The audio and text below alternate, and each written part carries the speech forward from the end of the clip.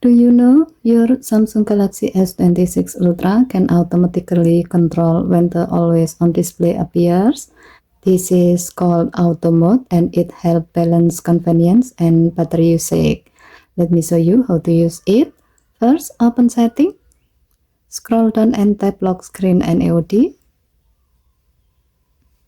Tap always on display and make sure it's turned on. Next, tap when to show and then select auto.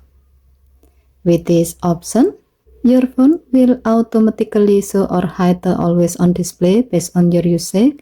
For example, it may turn off when your phone is face down in a dark place or hasn't been moved for a while. You can use this if you want your screen to be smart about when to stay on without needing to adjust it manually. And that's how you use auto mode on always on display on the Samsung Galaxy S26 Ultra. Okay, thank you for watching. Please help to like and subscribe. Have a nice day.